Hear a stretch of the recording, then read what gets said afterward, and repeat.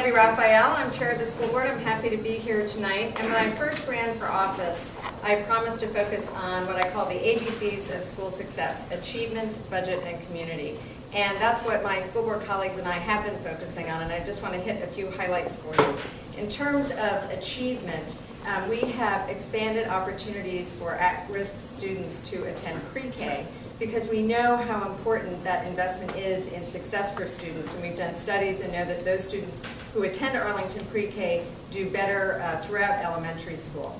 We also, as a board, set a priority that we want all of our graduates to be proficient in a language in addition to English by the time that they graduate, because that prepares them so well for their futures. And so we've expanded opportunities for our students to participate in foreign language. In terms of budget, we are committed to spending your money efficiently and effectively.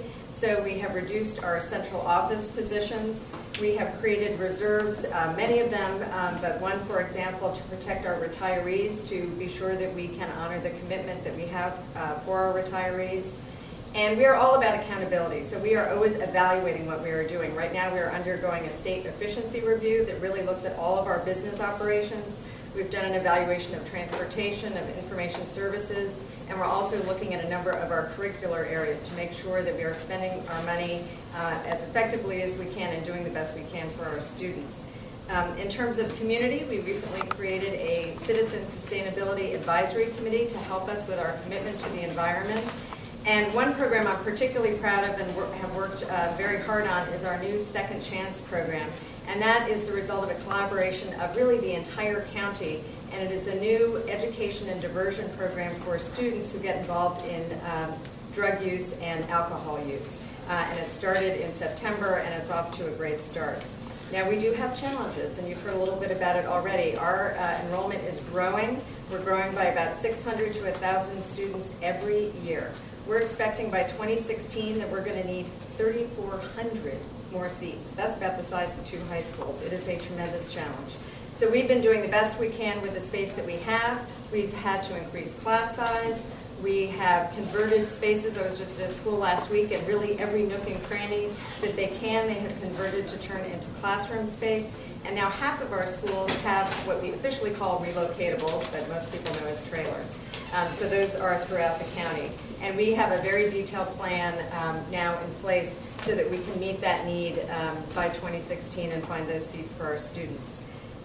You all know we have great schools in Arlington. Business Week recently named Arlington the 2nd best place in the country to live, in part because of the schools. I guess we can go for number 1, but number 2 is not bad. The Washington Post rates all of our high schools in the top 1% in challenge in the country.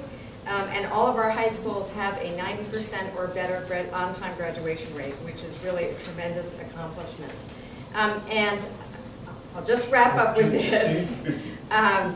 Investing in our schools is critical because really the success of Arlington County depends in large part on the success of our schools.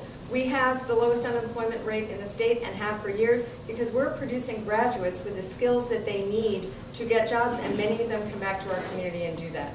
We have very stable and high residential values and commercial values. People want to live here and locate their businesses here because we have great schools. And one thing a lot of people don't know is that Arlington Public Schools is the 2nd biggest employer in Arlington behind only the federal government.